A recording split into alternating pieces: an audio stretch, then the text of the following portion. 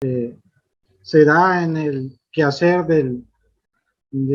hospitalario, en donde vemos una cantidad de pacientes, los cuales no necesariamente tienen que tener una afectación de cerebro, sino que del aspecto sistémico también pueden generar cambios a nivel de la fisiología cerebral y con ello producir un síndrome de cardio hipertensivo. Es decir, no es solo propiamente dicho que el cardio hipertensivo se origina por un daño cerebral, sino que también se puede originar ya sea por una condición patológica de forma espontánea como el trauma o con enfermedades que pueden generar cambios a nivel celular y con esto conllevar a la formación de este síndrome.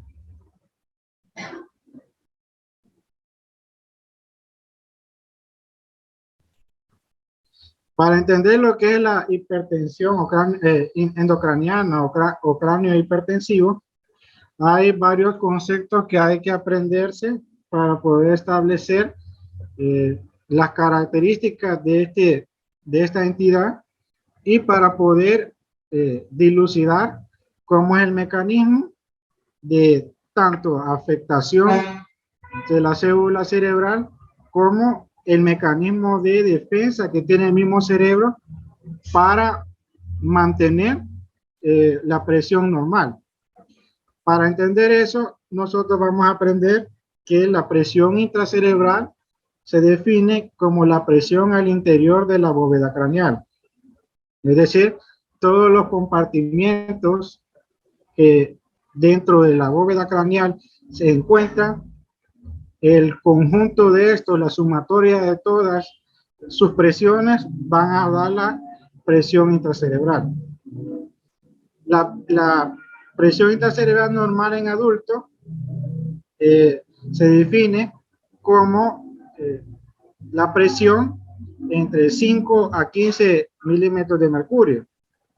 En algunas ocasiones, en algunos libros, también la definen como una presión menor a 15 milímetros de mercurio. Más sin embargo, en hechos de nuevos estudios, se definió un rango de cuál era la presión que debía tener a nivel intracerebral, con una media de 12 milímetros de mercurio. Estos pueden surgir cambios, los cuales no necesariamente pueden formar, ser parte de una alteración cerebral. Por ejemplo, hay actividades que nosotros podemos realizar, como por ejemplo el toser, el estornudar, el realizar maniobras de Valsalva, los cuales estos generan incrementos de la presión intracerebral de hasta 30 a 45 milímetros de mercurio. Más sin embargo, con mecanismos compensatorios y además que estos estímulos, por así de llamarlo, son rápidos, no generan daño cerebral. La hipertensión endocraniana se certificará cuando la presión intracerebral supera los 20 milímetros de mercurio. Hay otros libros, hay unos libros que hablan sobre que la presión intracerebral se define a partir de los 25 en adelante, pero por medio de estudios se identificó que el hecho de tener la presión de 25 era demasiado o era proclive a avanzar más al daño cerebral, por lo que se redujo a una presión menor, que es de 20 milímetros de mercurio, las cuales esto van a depender del lugar, del tipo de lugar de las lesiones que van a tener. En la bóveda intracraniana podemos definir dos espacios, el supratentorial y el infratentorial, y eso lo va a definir el tentorio. Como ustedes saben, es una prolongación de las meninges, las cuales lo divide en la cavidad donde se encuentra el cerebelo, como infratentorial, y supratentorial es la donde es la cavidad donde se encuentra el encéfalo. Entonces, en la cavidad supratentorial, es decir, donde está el cerebro, la hipertensión endocraniana se certificará mayor de 20 y la infratentorial cuando la presión intracerebral sea mayor de 15 milímetros de mercurio. Otro concepto que hay que aprenderse es la presión de perfusión intracerebral, que es la resultante de una diferencia entre la presión arterial media y la presión intracerebral. Esta presión de perfusión es importante, ya que por medio de esta es que llega el flujo sanguíneo por las millones o miles de arteriolas que llegan a irrigar la célula cerebral. Entonces necesita esa perfusión para que el flujo sanguíneo no afecte el transporte de oxígeno y dióxido de carbono y se haga el flujo sanguíneo de la mejor manera. Ahora bien, el flujo sanguíneo cerebral es otro concepto que hay que establecerlo y el flujo sanguíneo lo vamos a entender como el flujo que se encuentra a nivel del cerebro en un momento dado y el cual es normal cuando este flujo sanguíneo cerebral esté con una presión de perfusión, que lo vamos a ver más adelante, de 50 a 150 milímetros de mercurio. Entonces, el flujo sanguíneo, la cantidad de sangre que está fluyendo a nivel cerebral se va a mantener normal si la presión de perfusión está en este rango, entre 50 y 150, en donde la relación entre la presión de perfusión y el flujo sanguíneo cerebral es lineal. ¿Por qué es importante esto? Esto es tal vez uno de los conceptos más importantes. ¿Por qué? Porque cuando la presión de perfusión cerebral aumenta, la presión o el flujo de sanguíneo cerebral se hace lineal con respecto al aumento o a la disminución de la presión de perfusión. Es decir, si la presión de perfusión aumenta mayor de 150, el flujo sanguíneo cerebral va a aumentar. ¿Por qué? Entendamos que el flujo sanguíneo cerebral se va a aumentar debido a que normalmente el tono vascular está dado en el cavidad intracraneana. Eso es en estado normal, con una presión de perfusión de 50 a 150. Entonces, es normal para el metabolismo cerebral. Entonces, cuando la presión de perfusión aumenta, ¿qué es lo que genera en el diámetro arterial? Que este aumente. Si nosotros vemos las arterias o los vasos sanguíneos como un tubo, el cual tiene su diámetro en una presión normal, cuando la presión de perfusión aumenta mayor de 150, el diámetro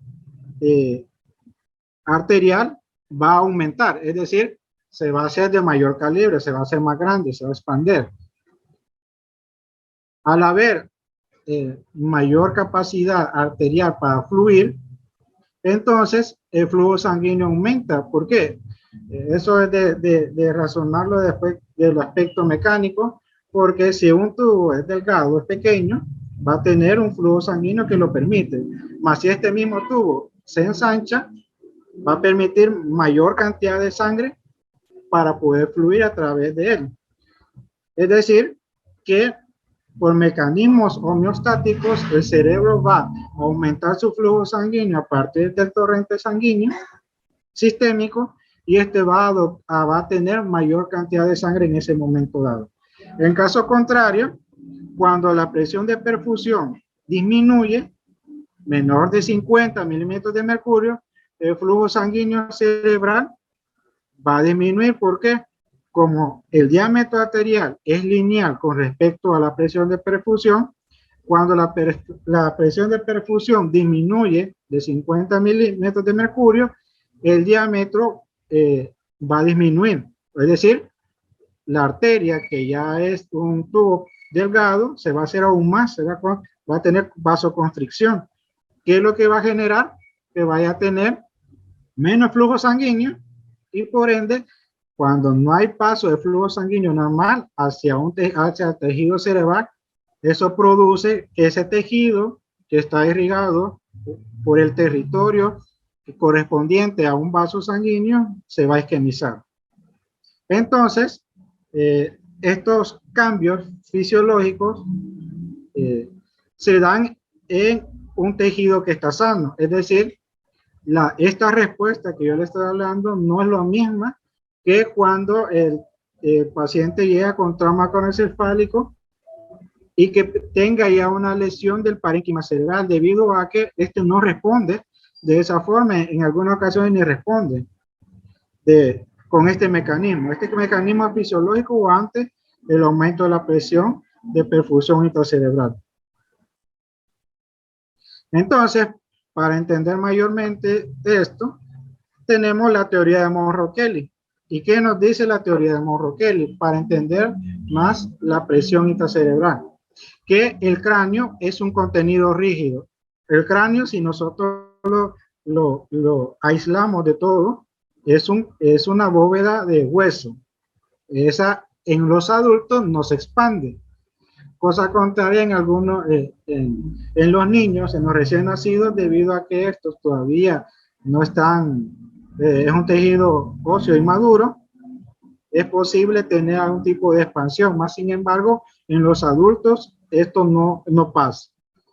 Es decir, el hueso se queda a su misma dimensión.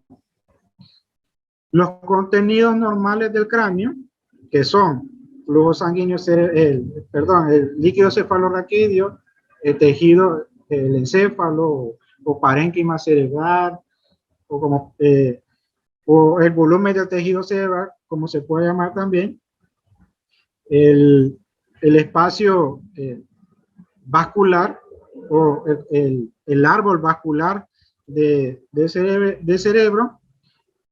Estos contenidos normales se consideran incompresibles, es decir, esto se tiene que mantener de una forma constante. Nunca uno va a ser más que el otro, ya que el aumento de uno de estos tres espacios va a generar que uno colapse a otro. Esto en la fisiología cerebral es imposible. ¿Por qué? Porque al tener esa compresión de los tejidos cerebrales, del tejido cerebral, genera alteraciones de estado de conciencia, puede tener todos los síntomas que lleva a esa compresión del área cerebral. Según la teoría también, la adición de cualquier masa en el compartimento intracraneano requiere que uno de los componentes normales sea desplazado, es lo que estaba tratando de explicar. Debido a que, según la teoría o la ley de Monro-Kelly, todos los componentes intracraneales deben ser constantes, o sea, nunca uno va a ser más que del que debe de ser. Entonces, si alguno de estos tres o con un cuarto elemento, por ejemplo, llámese tumores, incrementan su volumen, eso va a generar la compresión del resto, que va a generar los cambios patológicos que nosotros vemos en este síndrome de hipertensión intracerebral. Entonces, el volumen de tejido cerebral nosotros lo vamos a establecer como un promedio entre 1200 a 1600 ml, el cual corresponde al 81% del componente intracerebral. El volumen del líquido cefalorraquídeo del 3.5%, el volumen del líquido extracelular, del volumen del líquido cefalorraquídeo de 150, pero eso va a depender de cada ser humano, ¿verdad? Porque se tiene como un rango establecido que se puede generar entre 150 a 450. Más sin embargo, este solo es una forma de ejemplificar que el volumen a nivel intracerebral es del 7.5%. Ahora bien, el volumen sanguíneo cerebral, hablamos así o entendamos que eso es la cantidad de sangre que se encuentra fluyendo en la cavidad intracraneana. Corresponde de 100 a 150 ml, que corresponde a un 7.5% del volumen que éste ocupa dentro del cerebro. Esto es importante porque establecemos ya un volumen, que estos deben de mantenerse, y cuando uno de estos elementos aumenta su volumen, comprime el otro. Entonces, físicamente es algo de mecánica, el cual lleva a los síntomas que van a generar el síndrome de hipertensión intracraneana. Entonces, cuando hay un aumento de la presión intracraneana, ya sea por cualquiera de estos componentes que aumente su volumen, obviamente serían por ya eventos patológicos, que ya los vamos a ver cuáles son los que pueden generarlos, pero hay que establecer que el cerebro se va a defender ante estos eventos patológicos. Por ejemplo, el cerebro genera mecanismos compensatorios que lo que van a intentar es mantener la homeostasis de la presión intracerebral se mantenga constante, es decir, que no haya cambios y con ello no vaya a haber algún tipo de lesiones cerebrales. Entonces, el primer mecanismo que tenemos es el desplazamiento del líquido cefalorraquídeo de los ventrículos. Nosotros sabemos ya, por anatomía que vimos en años anteriores, que el sistema ventricular está compuesto por los ventrículos laterales que tienen la forma de una C, el cual estos tienen los cuernos frontales, los cuernos temporales, los cuernos occipitales. Entonces, el líquido cefalorraquídeo fluye a través de ellos y se comunica con el tercer ventrículo, ya saben que por Fernando Monro, y desde el tercer ventrículo pasa al cuarto ventrículo por el acueducto de Silvio, y este pasa hacia el espacio subaranoideo de la columna vertebral por medio de orificios que se encuentran, que los denominamos, perdón, como los de Luska y los de Magendie. Con ellos, el flujo sanguíneo es cefalocaudal. Entonces tiene esa dirección de flujo. Es decir, cuando los plexos coroideos forman o generan el líquido cefalorraquídeo, los cuales los plexos coroideos tapizan los ventrículos laterales, tanto el derecho como el izquierdo, obviamente, y parte del ventrículo, del tercer ventrículo, fluye con el objetivo de poder cubrir todo el sistema nervioso hasta llegar a la columna, a la médula espinal y toda la columna vertebral que contiene el líquido cefalorraquídeo. Entonces, de esa forma, se desplaza ante un aumento de la presión intracerebral, el líquido se desplaza hacia los surcos y cisternas, desde los surcos, perdón, de los ventrículos, surcos y cisternas, hacia el espacio subaranoideo espinal, el cual tiene una capacidad de distensión, mas no es tan distensible, ¿verdad? Tiene su volumen requerido, por lo cual este mecanismo es limitado. El siguiente mecanismo compensatorio tenemos el desplazamiento de la sangre intravascular por la reducción del volumen sanguíneo cerebral previo a la disminución del flujo sanguíneo cerebral. Es decir, otro Otra forma de mecanismo compensatorio es disminuir la cantidad de sangre en el árbol arterial. Más sin embargo, sin generar una disminución de flujo que genere lesión de la célula cerebral. Entonces, con esto disminuye la cantidad de sangre, es decir, reduce el espacio intravascular y con ello intenta disminuir la presión intracerebral que va en aumento. El tercer paso, o el tercer mecanismo, perdón, es el desplazamiento del tejido cerebral. Como vemos en la imagen, vemos una lesión tumoral, la cual está haciendo efecto de masa y desplaza la línea media. Haciendo su efecto de masa, comprime el fals del cerebro y hace que se desplace el tejido cerebral. Más sin embargo, este mecanismo compensatorio es bien limitado. Como les repito, el tejido cerebral nunca puede estar comprimido por nada para su funcionamiento normal. Entonces, ¿qué es lo que genera este desplazamiento? Herniaciones cerebrales, las cuales son las herniaciones subfalcinas, que es lo que estamos viendo es una herniación subfalcina. Puede haber herniaciones uncales, herniaciones centrales. Entonces, es un mecanismo el cual es autolimitado, que es bien poco, obviamente, que va a poder disminuir la presión intracerebral, el aumento por una entidad patológica. Lo que deben de tener claro es de que los mecanismos compensatorios van desde primero, desplazamiento del líquido cefalorraquídeo. Ese es el primer mecanismo y con él disminuye la presión. Si este no va, no es suficiente, disminución del flujo sanguíneo con disminución del espacio intravascular.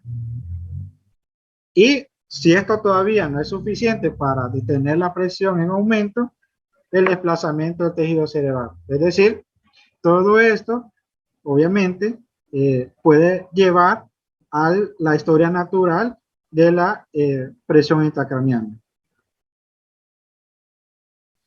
Todos estos mecanismos se van a conjugar o sumar, perdón, como a un concepto denominamos como compliance cerebral o complacencia cerebral, que es el aumento de la presión ocasionado por el volumen intracraneano, más sin embargo, que la compliancia cerebral va a generar el mantenimiento de la función cerebral normal.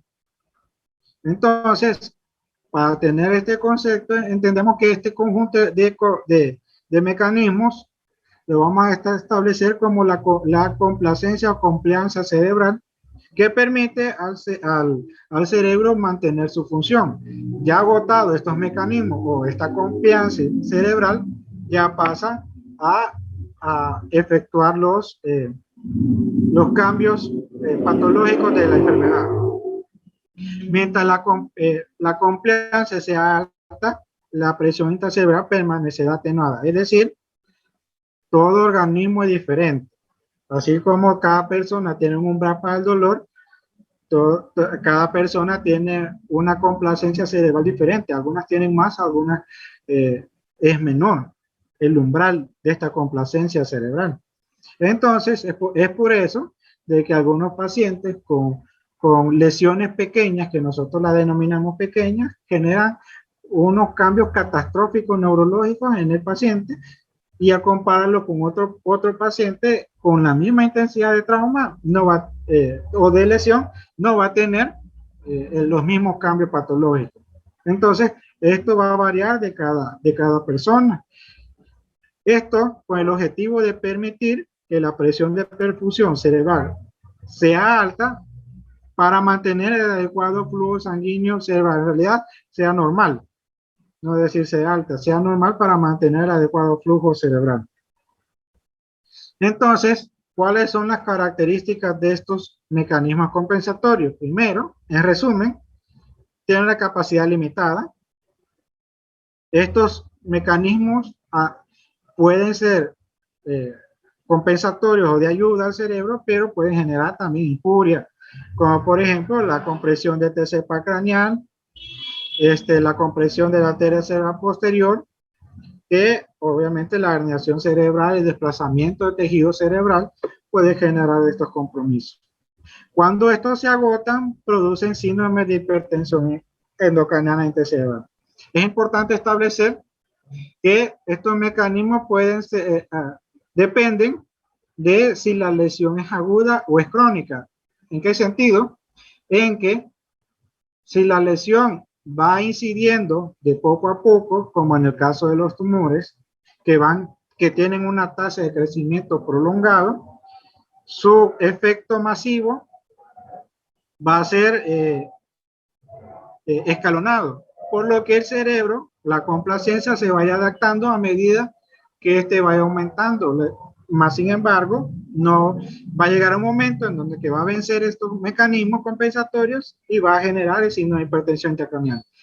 Al contrario, en caso que sea agudo, los traumas principalmente, estas lesiones a nivel de parénquima cerebral generan el agotamiento de estos mecanismos y por ende la lesión aguda genera descompensación más rápido que las lesiones crónicas. Eso es algo que tenemos que saber y establecer en cada caso de los pacientes. Y explicaría por qué un paciente con un gran tumor, como el que vimos anteriormente, vivió tantos años, y no un hematoma epidural o un hematoma subdural.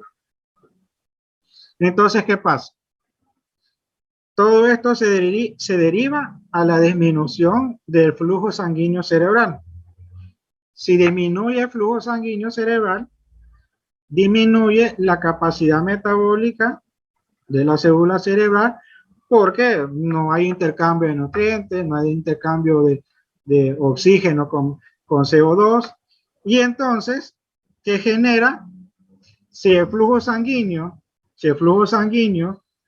cerebral está como recordemos que es de 50 a 150, si cae de menor de 50, va a generar cambios ya en el metabolismo celular, en donde puede generar alteraciones eléctricas en la sinapsis de la célula nerviosa, falla iónica en el transporte de este impulso nervioso, y que va a generar al final cambios celulares mitocondriales o de sus organelas, y va a generar la muerte celular. A la vez, nosotros estamos viendo en el otro esquema, los umbrales hipóxicos, es decir, la disminución del flujo sanguíneo va a conllevar a disminución del aporte de oxígeno por el flujo sanguíneo, que va a generar trastornos del aprendizaje en memoria, trastornos del juicio, pérdida de conocimiento, alteraciones en el ATP, puede generar lecturas isoeléctricas a nivel de electroencefalograma. Quiere decir que no hay ningún tipo de descarga eléctrica o de señalización eléctrica entre las células, que lo que conlleva es una alteración mitocondrial que nosotros entenderemos como una muerte cerebral. Es decir, si el electroencefalograma está plano, es que no hay ninguna producción de señalización de la comunicación de las neuronas, lo que conlleva una lesión celular grave. Sustentando todo esto, Rosner, un investigador sobre el modelo fisiopatológico de la presión intracerebral, generó modelos en el cual intenta interpretar los cambios que nosotros vemos y que generan los síntomas de la presión intracerebral. Entonces, las lesiones que es el fin de generar en el tejido cerebral, disminución de la presión de perfusión cerebral. Ese es el fin, que conlleva al inicio de un círculo vicioso, en donde aquí vemos, Ronne le llama la cascada vasodilatadora.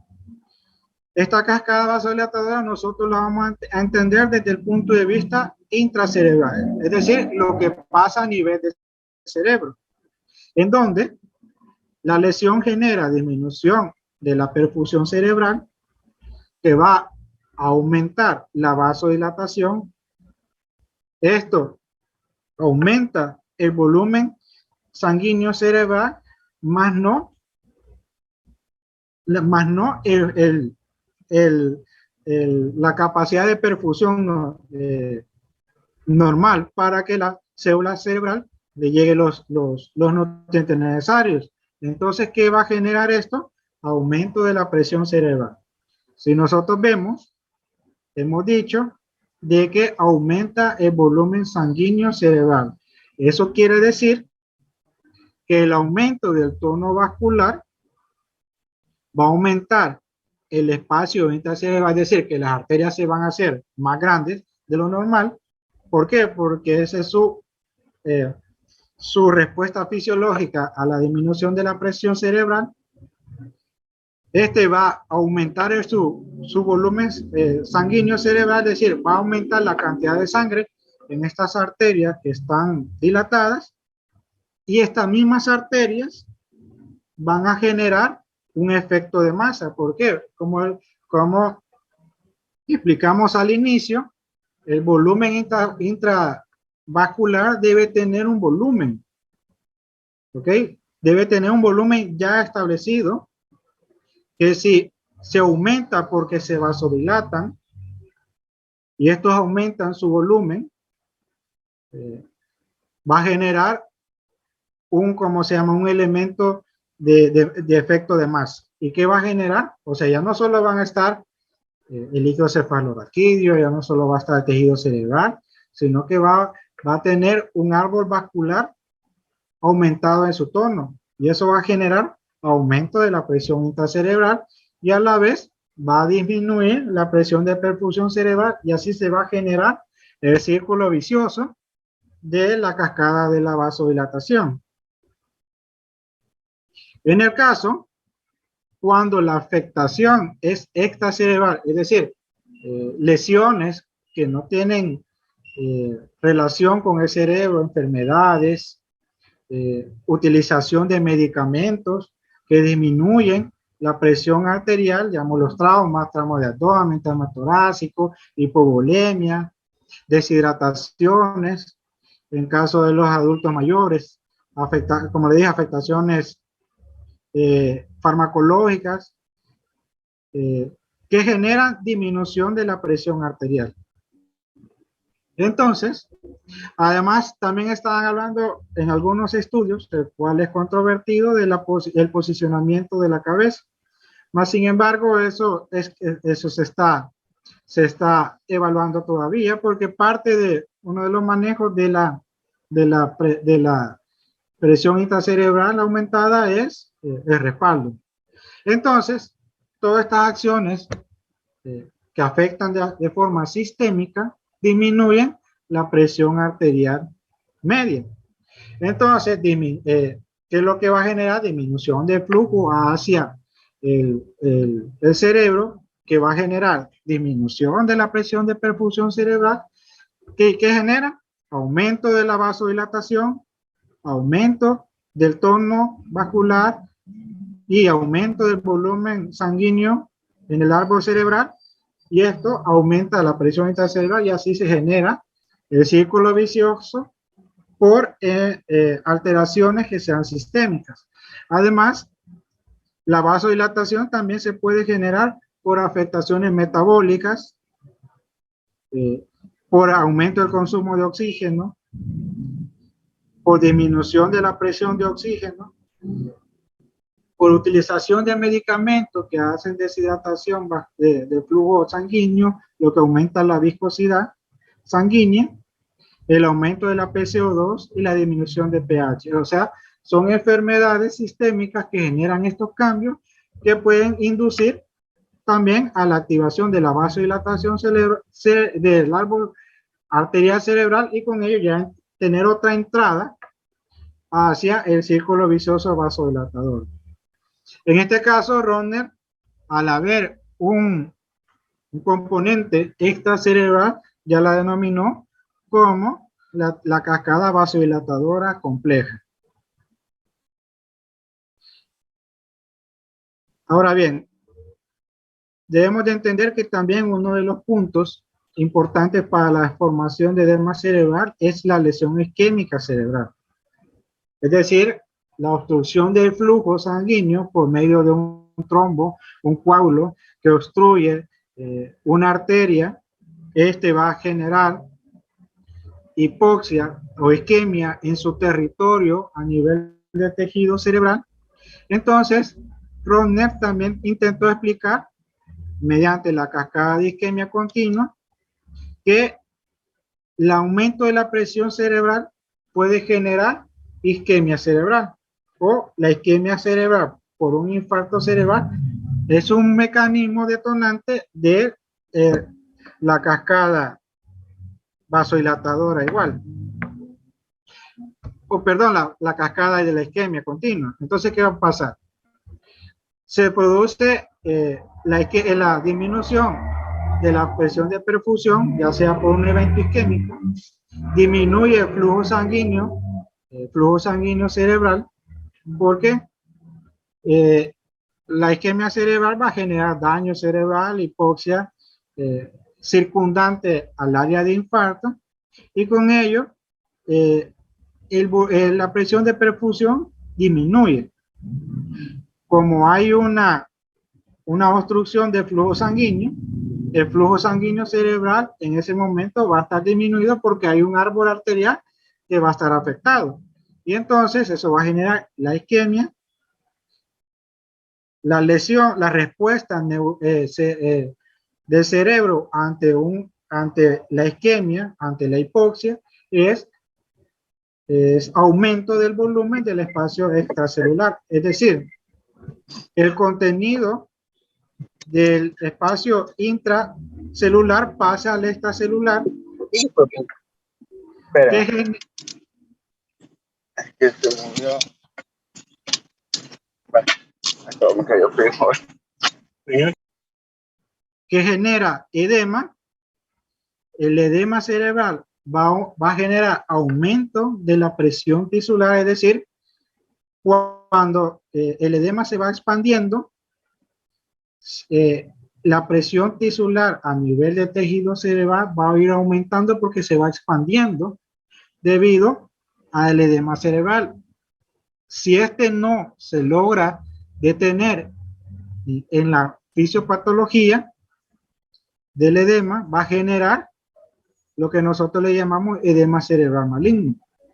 ¿Por qué? Porque hay un punto en donde los mecanismos compensadores cerebrales pueden detener el edema, o si no, la actuación de vía medicamentosa por parte de nosotros lo detiene, pero si no se logra detener un punto en el cual genera el no retorno del edema cerebral, pasa al edema cerebral maligno por incremento de la presión tisular que se hace en todo el cerebro, y a la vez esto va aumentando de tamaño, aumenta la presión intracerebral y esto disminuye la presión de perfusión cerebral, y así se genera, en los casos de isquemia de la arteria cerebral media o cualquier otro tipo de isquemia cerebral, ¿cómo se llama? El cráneo hipertensivo. Entonces, ya que estos puntos fisiopatológicos se establecen, nosotros clasificamos a la fisiopatología, es decir, ¿qué es lo que genera que la presión de perfusión disminuya y esto produzca hipertensión intracraniana? Esto, ahorita vamos a ver cuáles son esas lesiones que generan los modelos que vimos anteriormente, de aspecto intracerebral, obviamente. Vemos el aumento del tejido cerebral. ¿Cuáles son los elementos que generan esto? Son las neoplasias primarias, entiéndase neoplasia primaria como que se genera a nivel cerebral, o la secundaria que se generan a nivel sistémico, fuera del cerebro o extracerebral, y generan metástasis cerebrales o procesos infecciosos. Por ejemplo, el paciente con una otitis refractaria o que no consulta por la otitis puede generar un absceso cerebral, entre otros tipos de circunstancias.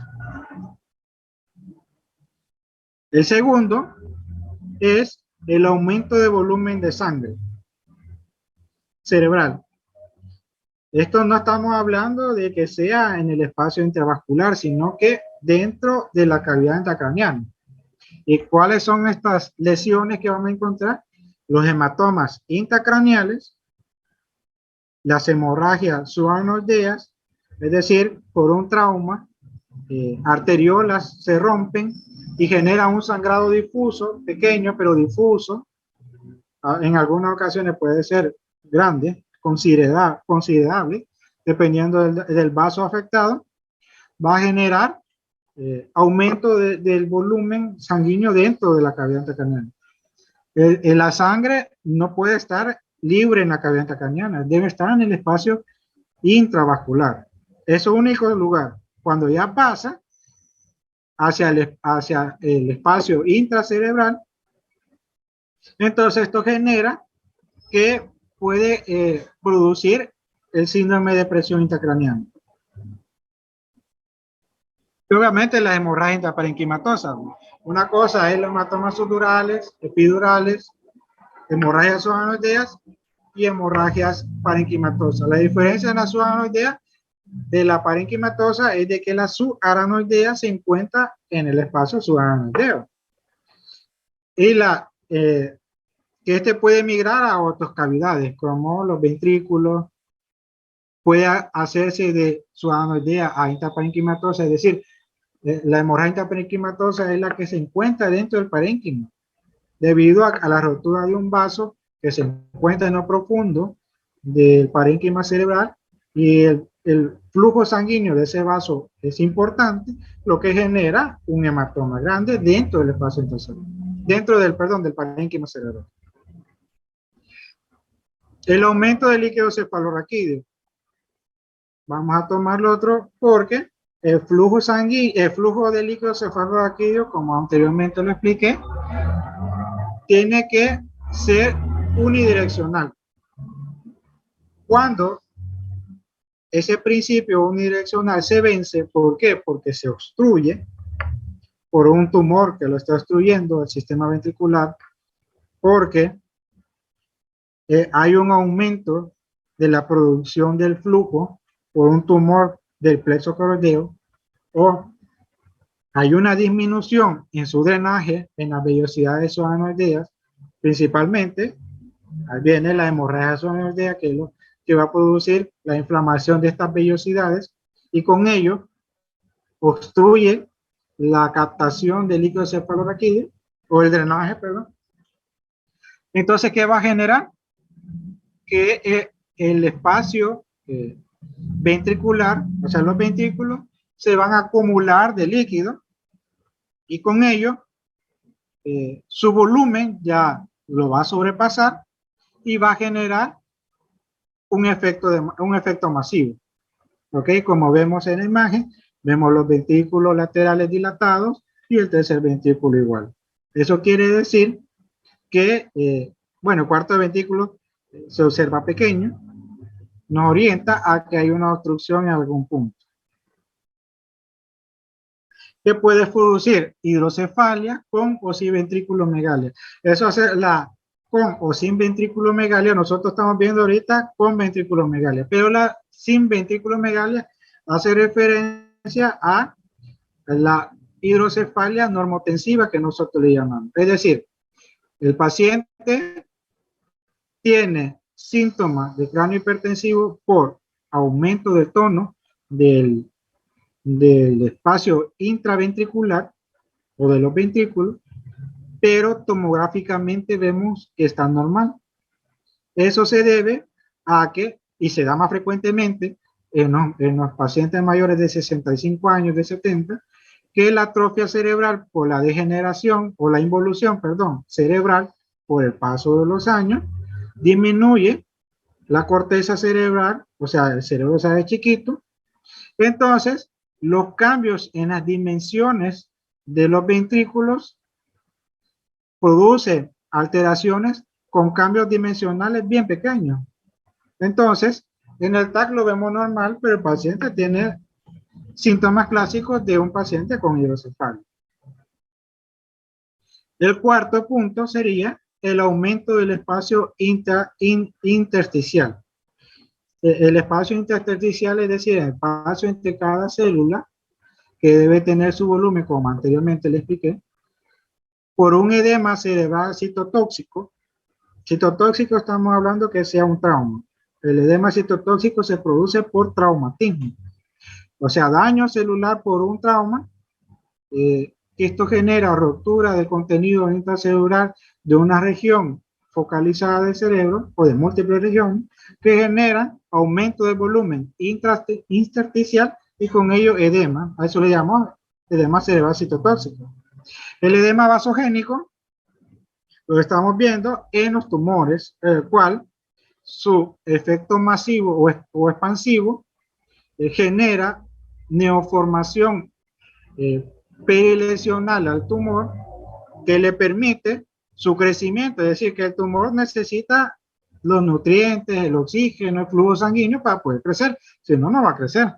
Entonces, este forma por cambios citotóxicos que genera, citotóxicos que genera aumento de la neovasculatura, y por este aumento, estas vasculaturas no son normales, son creadas por afectaciones neoplásicas y con ello son frágiles. Es decir, la vasodilatación es muy fácil en estas arterias o estos vasos anormales que genera edema cerebral. Y que eso es parte de la fisiopatología de los tumores cerebrales. En el caso de ser mixto, es posible en algunas circunstancias donde el paciente tenga lesiones neoplásicas que por aumento de su tamaño generen destrucción o apoptosis por su efecto masivo a las células circundantes y generen edema cerebral mixto, tanto vasogénico como citotóxico, pero eso más frecuentemente se da en los pacientes de los tumores. Ya que vimos el aspecto de conceptualización para tratar de explicar por qué el cerebro se hincha, por qué el cerebro genera hipertensión intracraniana, por qué el flujo sanguíneo aumenta y genera hipertensión intracraniana, por qué el tono vascular es importante para este síndrome también. Ya. Y también que hemos visto que el parénquima cerebral también contribuye con la formación de tumores, como sabemos con la clase que anteriormente vimos, que los tumores se producen a partir de células de la glía cerebral. Entonces, ¿qué signos clínicos vamos a ver a partir de todos estos cambios homeostáticos desde el punto de vista de los mecanismos compensatorios o de los signos patológicos cuando se vencen los mecanismos homeostáticos? ¿Qué es lo que vamos a ver? Dilatación pupilar. La dilatación pupilar más frecuentemente se da en el sitio de la lesión, más sin embargo es posible tenerlo ya sea una forma catastrófica en todos, ya sea bilateral, no solo unilateral, cuando la presión intracerebral está mayor de 28 a 34 milímetros de mercurio. La parálisis del sexto par craneal principalmente se da por lesiones bihemisféricas, o sea que afectan ambos hemisferios. Esto produce un efecto masivo importante compresionando nervios paracraneales, los nervios que están a ese nivel. Trastornos del estado de conciencia. ¿Cuándo los vamos a ver? cuando la presión intracerebral llegue a ser mayor de 25 a 40 milímetros de mercurio. Como sabemos, como ya anteriormente en nuestro estudio de medicina, sabemos que los trastornos de conciencia van desde estado normal, obnubilación, estupor y coma. Vemos los cambios que la presión intracerebral pueden afectar a el estado de conciencia, es decir, a los segmentos cerebrales o a las partes cerebrales que nos permiten tener un estado de conciencia normal. Y además tenemos un síndrome característico de el síndrome de hipertensión intracraniana, que se denomina el síndrome de Cushing.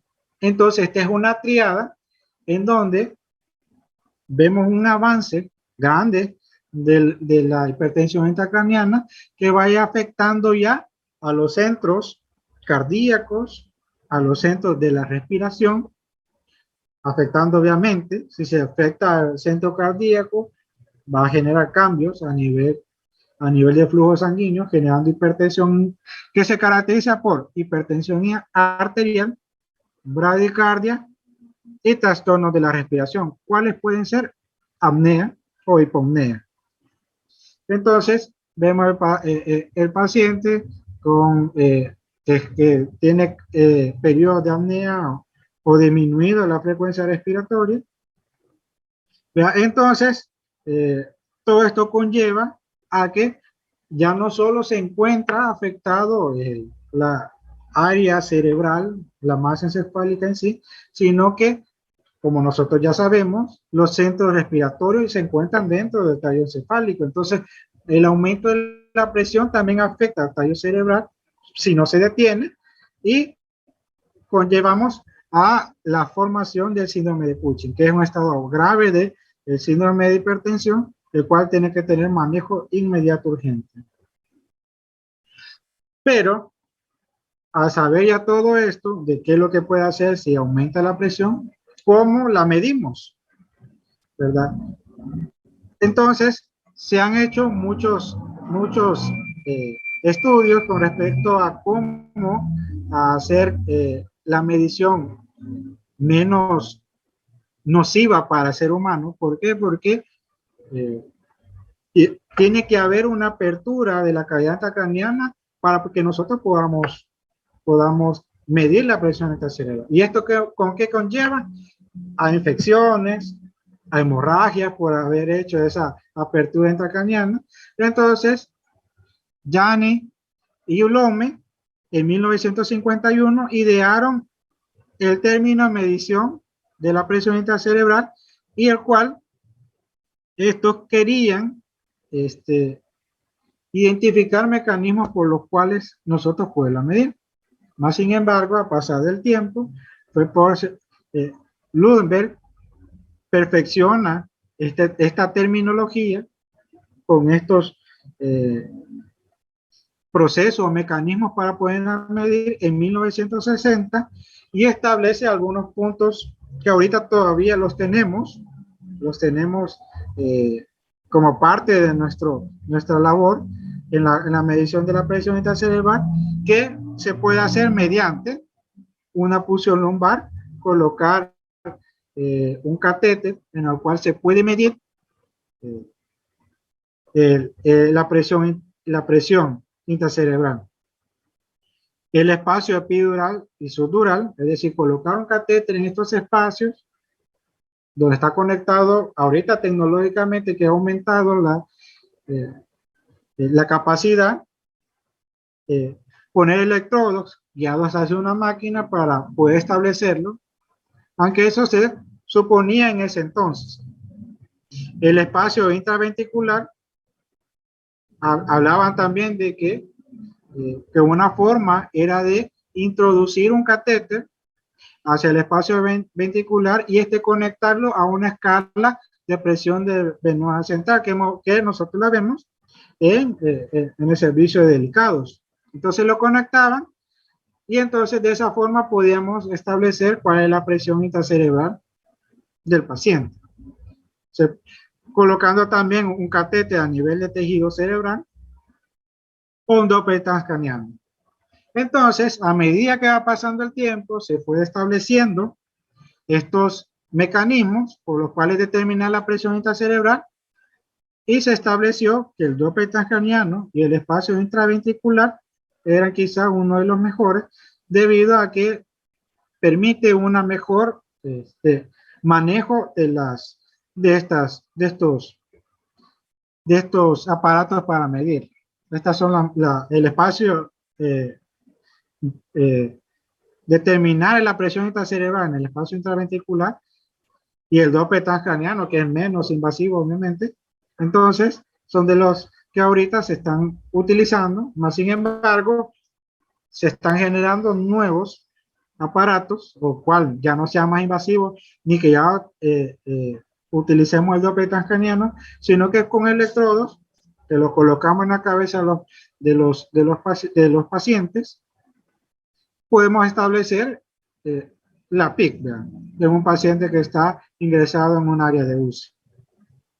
Entonces, ¿cuándo se debe decir ya no hay que medirlo? O sea, ¿cuándo nos detenemos de la medición de esta presión intracerebral? Cuando la presión intracerebral sea menor de 25 milímetros de mercurio.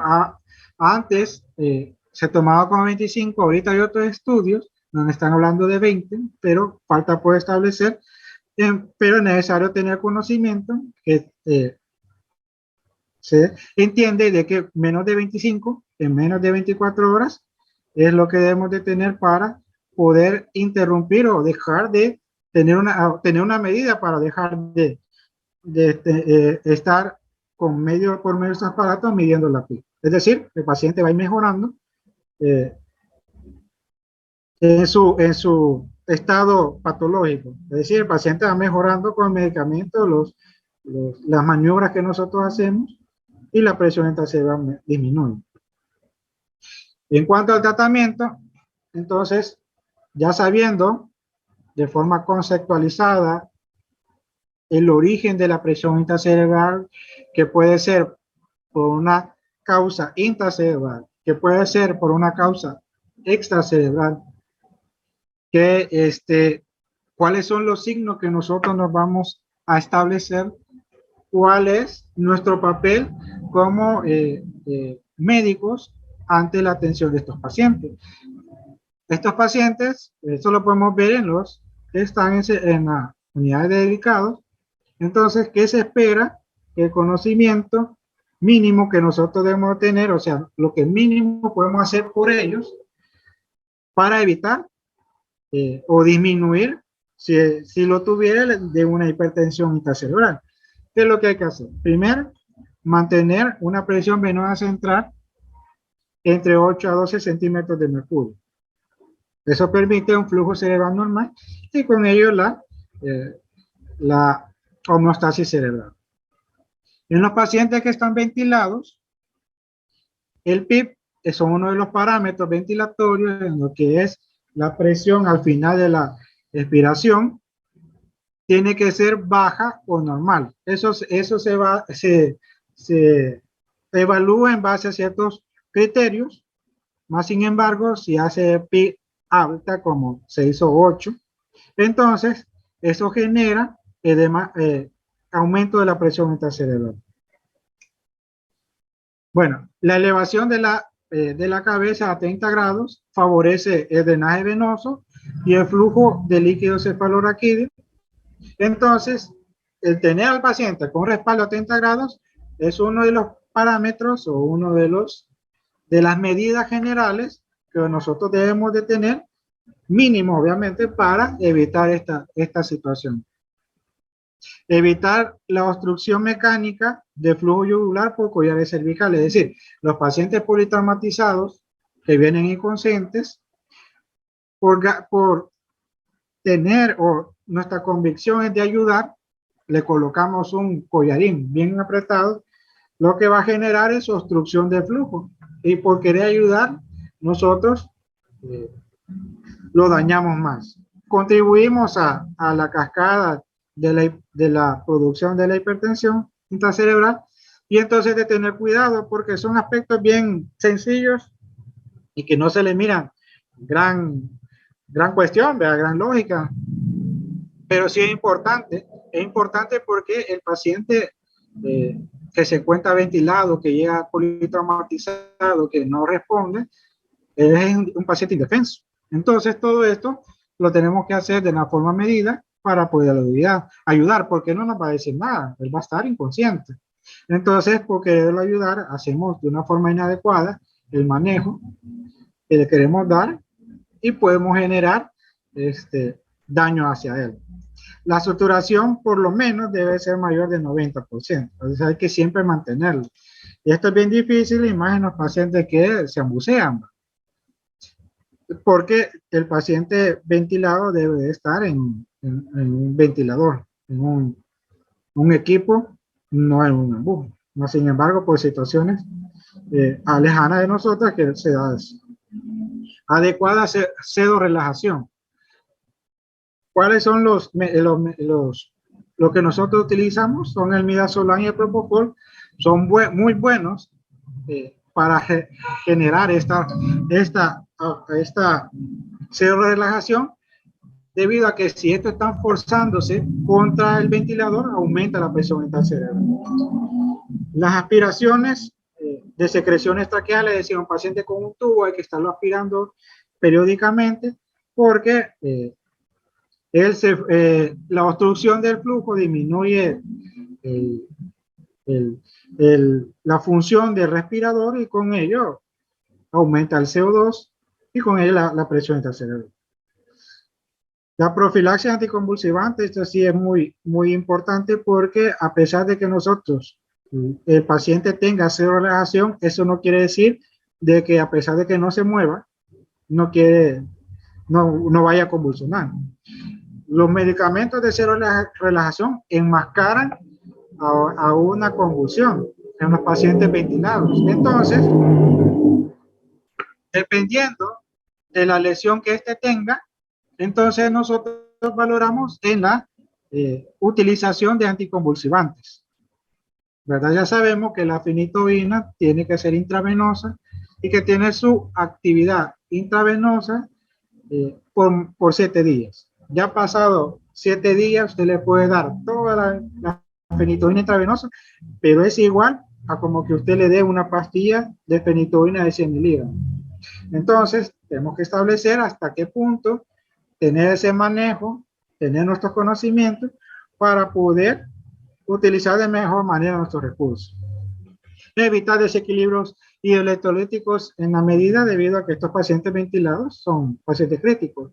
Y entonces, todos estos cambios metabólicos generan cambios en la homeostasis cerebral, y con ello aumento de la presión intracerebral. Más sin embargo, también ya vimos las medidas generales, o sea, lo mínimo que podemos hacer con ellos. Ahora vamos a ver, las actividades o la actuación de nosotros de forma explícita ante una entidad. Por ejemplo, reducción del volumen de la masa, es decir, si hay un paciente con un hematoma subdural, pues hay que drenarlo. Ese hematoma hay que drenarlo, y con ello disminuir la presión intracerebral, disminuye ese agente nocivo que estaba haciendo efecto expansivo, comprimiendo tejido cerebral, y con ello restablecer la presión cerebral. Obviamente, todos estos hematomas subdurales generan un daño que, dependiendo de la complacencia de la persona, de la complacencia cerebral, es que puede decidir su recuperación, su periodo de recuperación, que puede ser prolongada, corta, ¿verdad? Si se va a recuperar, o el fallecimiento del paciente. La resección de los tumores, obviamente, y el drenaje de las contusiones. Sabemos de que las contusiones, un hematoma intraparenquimatoso generado por un trauma. ¿Okay? Reducción del volumen del líquido cefalorraquídeo. Es decir, si el paciente tiene hidrocefalia, ¿qué es lo que tenemos que hacer? Disminuir el aumento expansivo de los ventrículos, porque el flujo sanguíneo cerebral se ha establecido que no depende de la presión que se encuentra dentro del espacio intraventricular. Es decir, el flujo de líquido cefalorraquídeo, la producción de líquido cefalorraquídeo, mejor dicho, el plexo coroideo siempre lo va a producir, ¿verdad? En una constante de entre 350 a 550 diarios. Entonces, este volumen siempre se va a producir. Y este no depende a que si hay un acúmulo por un tumor, si no hay acúmulo porque las membranas suanoideas, vellosidades suanoideas, perdón, se obstruyeron. Esto no quiere decir que los plexos coroideos van a dejar de producir líquido cefalorraquídeo. Siempre se va a producir y por eso se degenera la hidrocefalia con la ventriculomegalia. Entonces, nosotros sabemos eso. Al establecer el diagnóstico, lo primero que hay que hacer es colocar un catéter de drenaje de ese líquido ventricular. ¿Y qué es lo que, con qué variantes tenemos? Eso va a depender de la entidad del acúmulo. Por ejemplo, si es un tumor, podemos colocar una válvula, o si es un sangrado, podemos utilizar una ventriculostomía, o dependiendo de la estrategia de que vamos a utilizar para resolver el problema. ¿Por qué? Porque si se obstruye el sistema ventricular por un tumor, si el abordaje es rápido, es decir, si el paciente ingresa en la noche con una hidrocefalia, por un tumor, lo ideal es resolverle en el momento. Quitar el tumor y con eso usted uno restablece el flujo de líquido cefalorraquídeo. Más sin embargo, también dependiendo de la estrategia, se coloca un ventrículo, al día siguiente se estabiliza el paciente y se pasa a la resección, o se coloca la ventriculostomía o la válvula. Si el paciente está bien delicado, se va a estabilizar, y con el tiempo, cuando esté más estable, se procede a la resección del tumor. Eso son variables que va a depender de las mismas características del paciente con el que nosotros tengamos en emergencia. La reducción del volumen de sangre intravascular. ¿Cómo logramos eso? Mediante la utilización del mannitol, una adecuada seorelajación, y por el uso del ventilador, o sea, el aparato de la ventilación mecánica. ¿Qué parámetro utilizamos? La hiperventilación. ¿Qué genera? ¿Por qué es que disminuye el volumen de sangre? Porque produce una vasoconstricción de las arteriolas, es decir, las arterias se vuelven más delgadas, por ende disminuye el flujo sanguíneo al interior del espacio intravascular en respuesta a la PCO2. Esto se va a medir obviamente con gasometría, tiene que estarlo valorando, porque también la hiperventilación llega a un punto en donde es mala, es decir, la hiperventilación de una forma aguda tiene efectos beneficiosos, más sin embargo, ante un aumento de la presión intracerebral de forma crónica, en caso de los tumores que llegan bien graves, la hiperventilación no nos va a ayudar, y al contrario, va a contribuir a la hipertensión intracerebral. El uso del mannitol, bueno, ya sabemos que es un diurético, en donde va a producir vasoconstricción y reducción del volumen sanguíneo cerebral. Perdón, es osmótico, diurético osmótico. Reducción del volumen sanguíneo cerebral. Y la adecuada seorelajación. Eso nos permite también, al estar seorelajado, es decir, disminuir la actividad cerebral, conlleva disminuir el flujo sanguíneo, o sea, la necesidad de oxígeno se disminuye y por ende disminuye el volumen sanguíneo.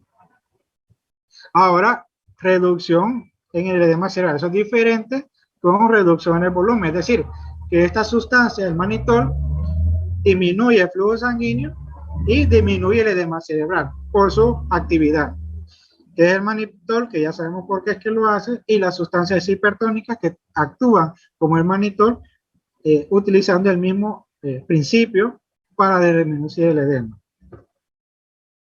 Y lo último, ante áreas, o ¿cómo se llama?, afectaciones severas, que necesitamos un una acción pronta, rápida y eficaz, el procedimiento quirúrgico que nosotros podemos hacer ante un edema cerebral refractario, que no se puede controlar con todo lo que ya hablamos, es que se realiza una craneotomía descompresiva con plastilla de dura madre. Es decir, se hace una resección, como hace la esquematización ahí, en donde se reseca la mitad de la calota craneana.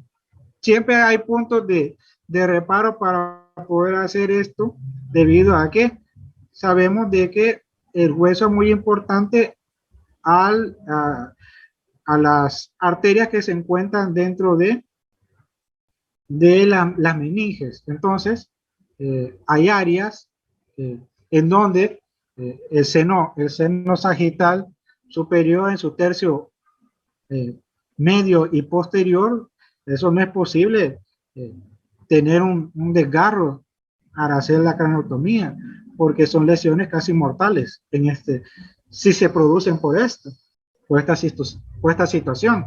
Entonces, mediante esos puntos de reparo que nosotros hacemos una resección del segmento de la calota que es posible retirar y aperturamos la dura madre. Con eso aumentamos el espacio de expansión. El cerebro se va expandiendo a medida que él pueda. Ese se expande, pero no hay ya no está la calota que lo va a evitar. Él se va a expandir, pero la presión intracerebral no va a aumentar. Al contrario, al quitar el hueso va a disminuir. ¿Ya? Las herniaciones cerebrales van a volver a lo normal. Más sin embargo, todo esto es medidas de emergencia, de salvataje. No es que un paciente que lo llegamos así a la primera le vamos a hacer la craneotomía. Todo tiene su indicación y su proceder. Entonces, ¿y qué hacemos con la calota? Con el segmento óseo que quedó. Bueno, la apertura de una madre, nosotros le colocamos reparo con, puede ser fascialata que le podemos colocar, o injertos de dura madre sintético, que aperturamos en una forma de estrella o de X, como puede llamarlo, ¿cómo se llama? Unimos con el injerto, restablecemos su capacidad de barrera y se hace el procedimiento. Entonces, la calota craneana se puede hacer dos cosas. Si el paciente está bastante mal y es imposible su resguardo del segmento óseo resecado, entonces puede hacer dos cosas. Se puede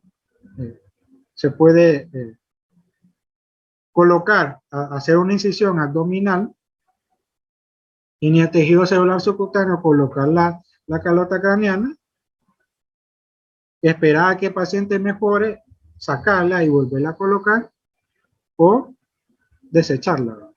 Eso va a depender de ciertas circunstancias y obviamente cada una tiene sus promociones, sus indicaciones. Y esto obviamente se puede corregir. Si un paciente mejora, se corrige colocándole una plastilla, una cranioplastilla, y el paciente vuelve a tener la forma normal. Obviamente de aspecto estético, más no funcional, porque nada va a corregir o va a restablecer el hueso ya quitado.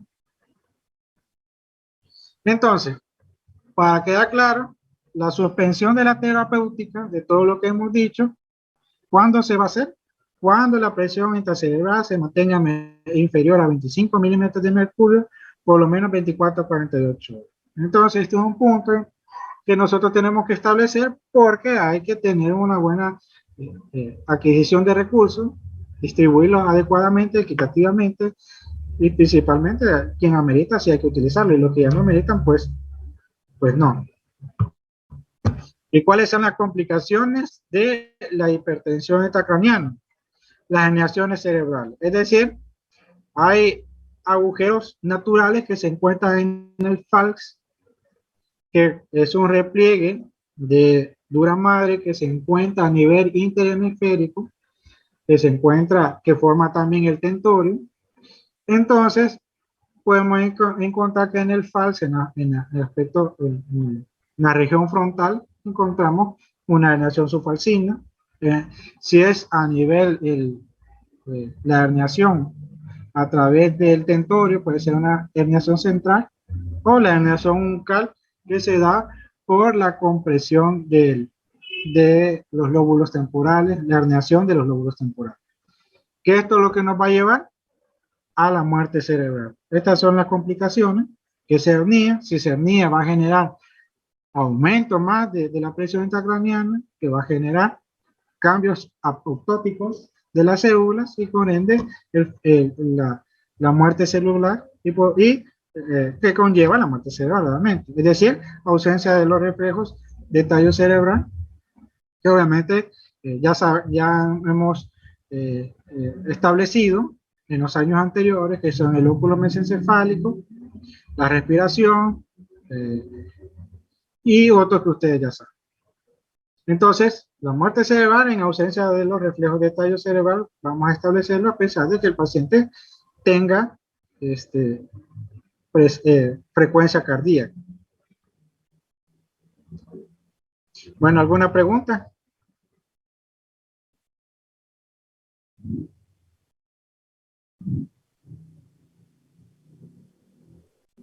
Creo que no, doctor, todo quedó claro.